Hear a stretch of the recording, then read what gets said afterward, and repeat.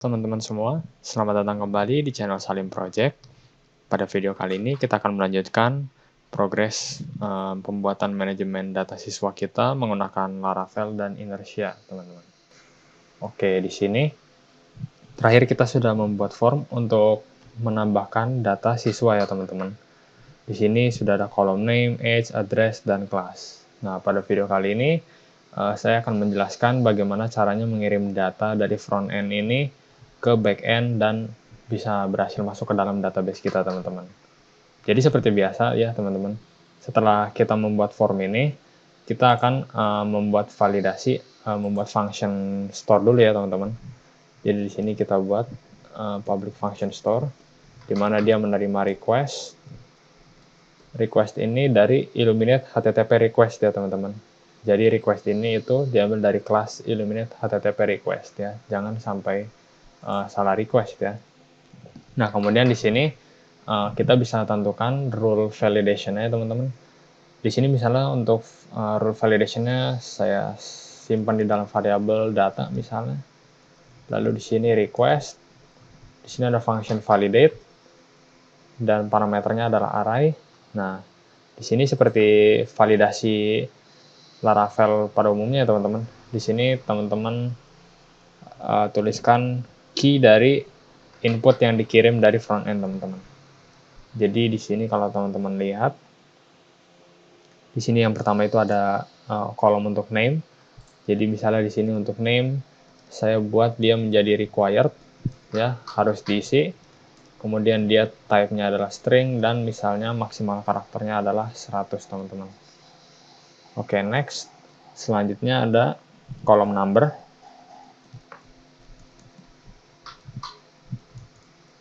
Ini saya samakan saja. Oh, sorry, bukan number, tapi age, teman-teman. Salah lihat. Required, lalu tipenya ada integer. Lalu ada address.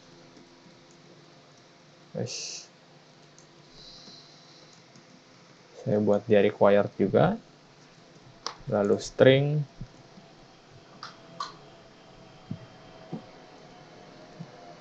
Yang terakhir ada class.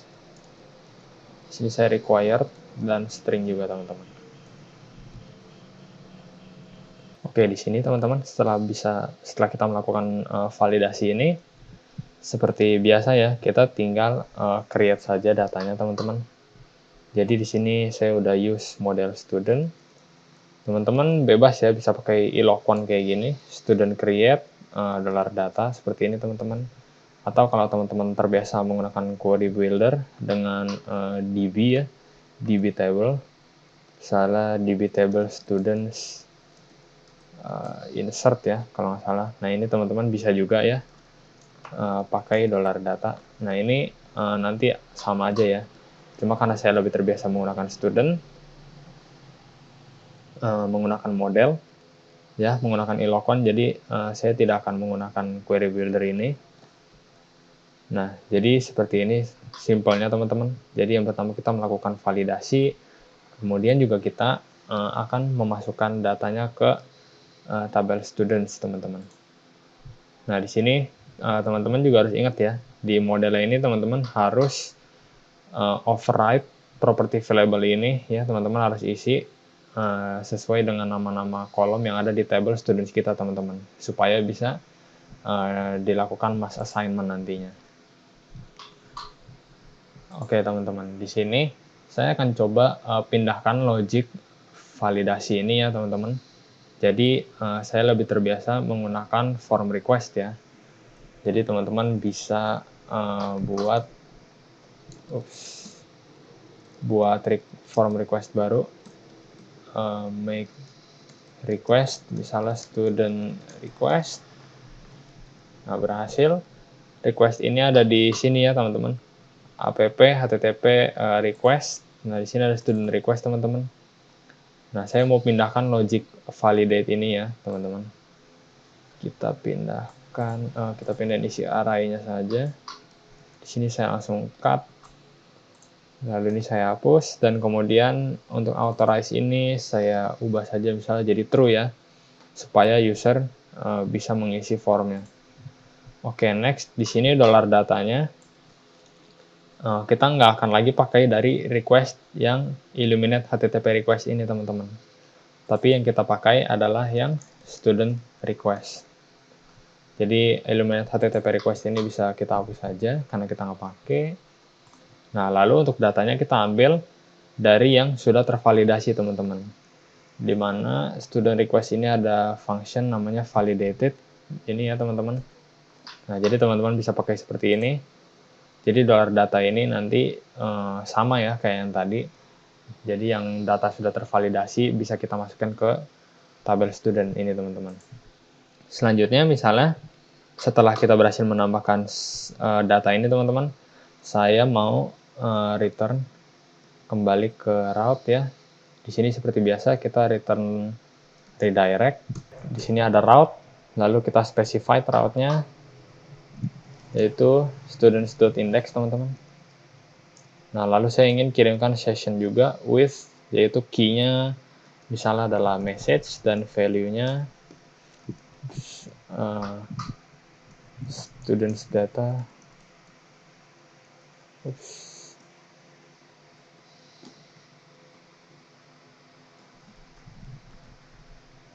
Students data submitted. Misalnya begini ya, teman-teman. Nah, kemudian teman-teman, ini saya coba keluar dulu student request-nya. Kita kembali ke halaman create-nya, teman-teman. Di sini kita juga tidak lupa ya, setelah menambahkan validasi di backend, kita mau supaya ketika terjadi error, ada pesan error yang tampil di bawah sini, teman-teman. Karena ini kalau kita submit, dia belum akan muncul, teman-teman, pesan errornya. Nah, dia cuma ngeblank begitu aja. Jadi ya user nggak akan tahu gitu kan errornya di mana. Nah, gimana cara menampilkannya? Jadi dari use form ini kita akan import satu objek lagi ya. Di sini ada yang namanya errors ini, teman-teman ya. Teman-teman import aja. Nah, lalu di bawah sini kita bisa cek kalau misalnya ada errors untuk kolom name, maka kita akan tampilkan sebuah komponen bawaan dari Breeze, teman-teman, yaitu ada input error. Maka di sini kita panggil aja input error. Nah, lalu di sini ada props untuk message. Kita tinggal kirim aja errors.name ini, teman-teman. Nah, jadi ini kalau misalnya saya submit, nah, udah muncul ya, teman-teman. The name field is required. Mungkin ini saya akan tambahkan margin top. Margin top 2 mungkin. Nah, terlalu jauh. Mungkin 1 aja udah cukup. Nah, sip. Jadi saya reformat. Lalu saya akan copy ini, teman-teman. Untuk setiap inputnya ya. Jadi di sini tinggal saya ganti untuk name menjadi age. Ini untuk address. Dan yang terakhir adalah untuk kelas.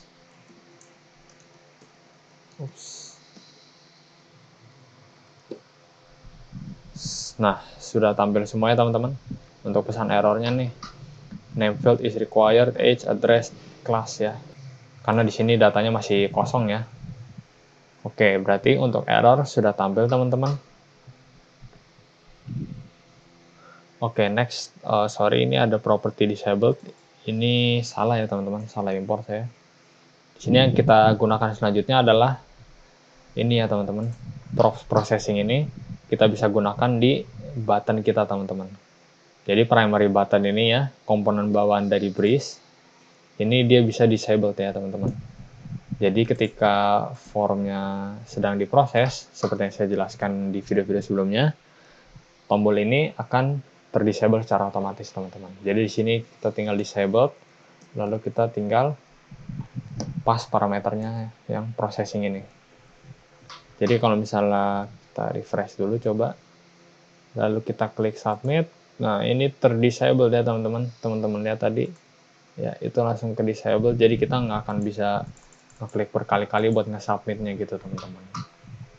Oke, sekarang di sini saya akan coba submit datanya. Misalnya di sini untuk name-nya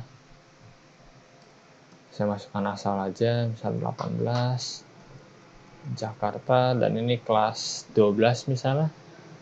Di sini saya submit, tombol terdisable, sudah kembali berhasil kembali ya ke siswa indeks ini teman-teman. Tapi ya kalau kita lihat di sini datanya masih belum berubah untuk tabelnya karena kita belum ubah ya.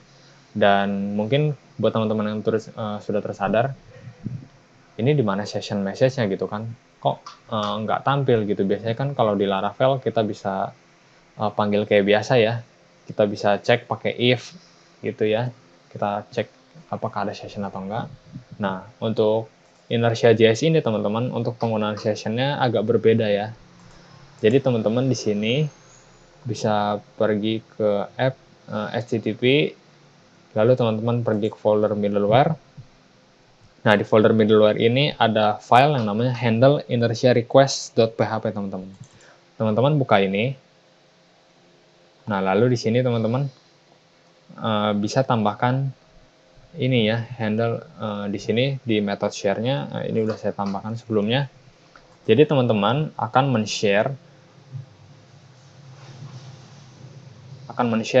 data session message ini teman-teman dari backend yang nantinya itu akan dijadikan sebagai props ya, props di halaman kita yang kita bisa gunakan, yaitu key-nya ini message ya.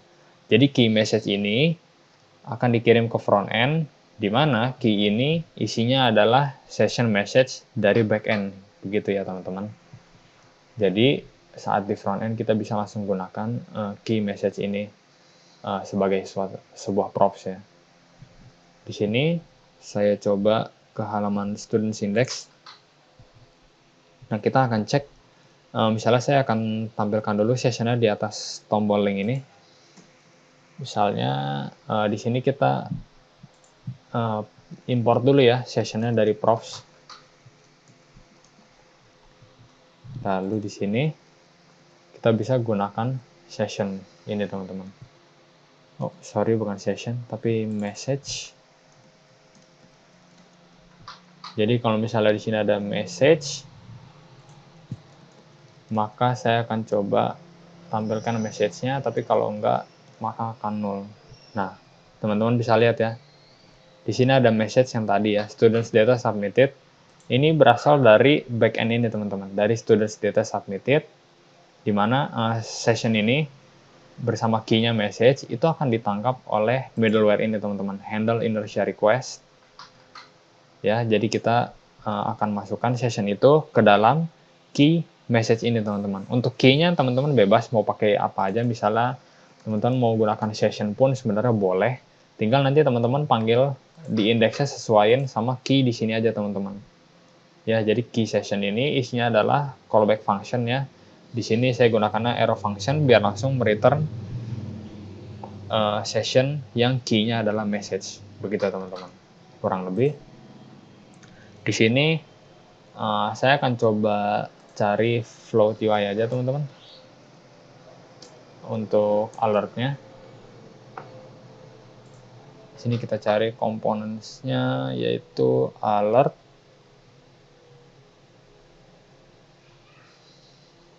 Ada di, nah ini teman-teman, alerts. Teman-teman bisa pakai ini. Saya akan pakai yang pertama ini aja ya. Sini saya copy div-nya ya, yang flex ini.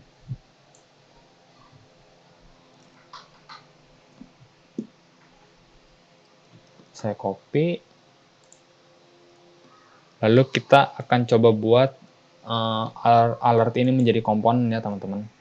Jadi di sini saya akan coba buat file baru di dalam folder components. Misalnya namanya adalah alert.jsx. Saya buat function export default function namanya alert. Dan dia mereturn alert yang sudah kita copy tadi.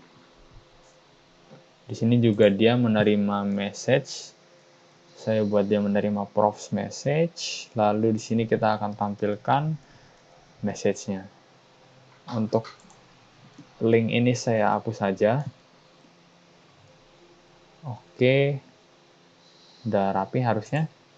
Di sini kita akan panggil ya teman-teman. Jadi kalau misalnya ada message, maka kita akan panggil komponen alert, dan message-nya adalah message ini teman-teman. Nah kalau kita kembali, teman-teman lihat ya, di sini alertnya sudah berhasil tampil, info students data submitted ya.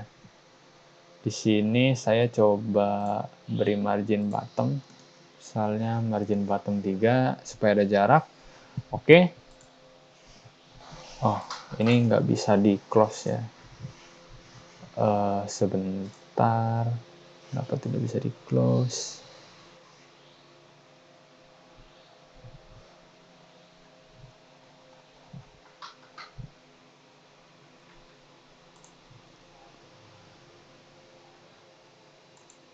Kayaknya ada bug ya teman-teman, jadi dia nggak bisa nge-close untuk alertnya.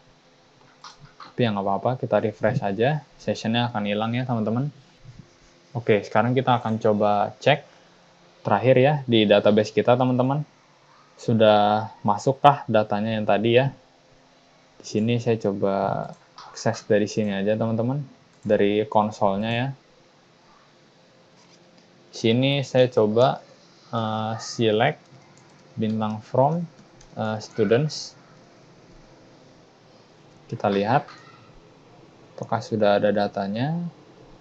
Nah ini ya teman-teman, jadi student yang tadi kita masukkan namanya Anto, age 18, address Jakarta, dan kelas 12 ini sudah berhasil masuk ke database kita ya teman-teman. Jadi sudah berhasil untuk proses create kita teman-teman. Nah mungkin itu saja tutorialnya untuk kali ini ya.